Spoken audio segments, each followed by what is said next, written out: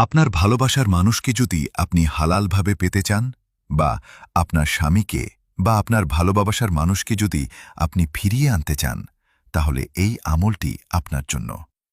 প্রিয় ভাই ও বোনেরা, আপনারা যদি আপনার ভালোবাসার মানুষকে ফিরিয়ে আনতে চান, কাছে পেতে চান, তাহলে আপনি এই আমলটি করবেন।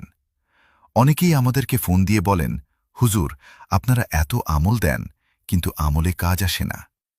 প্রিয় ভাই ও বোনেরা, আপনাদেরকে আমি বলছি, আপনারা আমল করবেন শুধু ভালোবাসার মানুষকে ফিরিয়ে আনার জন্য, কিন্তু দিনের ভিতরে এক ওয়াক্ত নামাজও পড়বেন না, রাসূল সাল্লাল্লাহু আলাইহি ওয়াসাল্লামের সুন্নত মোতাবেক চলবেন না, আর শুধু আপনার ভালোবাসার মানুষকে ফিরিয়ে আনার জন্য আমল করবেন, তাহলে এই আমল কি কাজে লাগবে?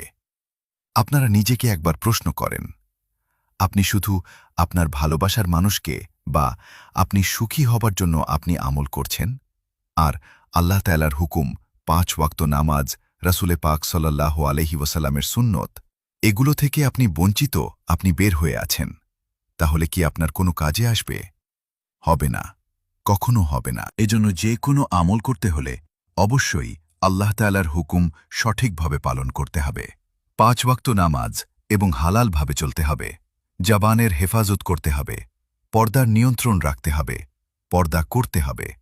তাহলেই আপনি জবান দিয়ে যে আমল করবেন, জবান দিয়ে আল্লাহর কাছে যা চাইবেন, আল্লাহ তাআলা সঙ্গে সঙ্গে দেবে। এটি মিথ্যা নয়।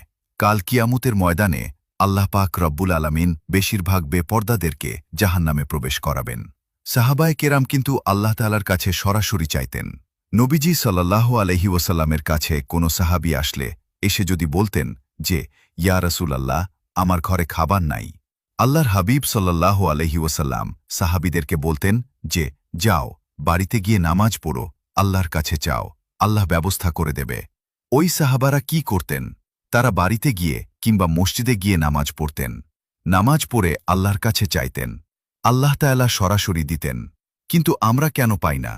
আমরা তো আসলে আমাদের বডি থেকে শুরু করে নিয়ে আমাদের জবান, সকল কিছুই হারামের অন্তর্ভুক্ত। আমরা খাই হারাম, আমরা কথা বলি মিথ্যা, আমরা হালালভাবে চলতে পারি না। এজন্য আমাদের কোনো আমলে কাজে আসে না।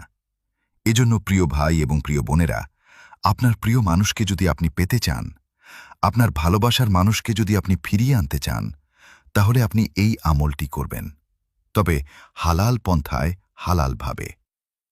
আপনার স্বামী আপনাকে ফেলে চলে গিয়েছে, আপনার স্ত্রী আপনাকে ফেলে রেখে চলে গিয়েছে, তাহলে এই আমলটি আপনার জন্য।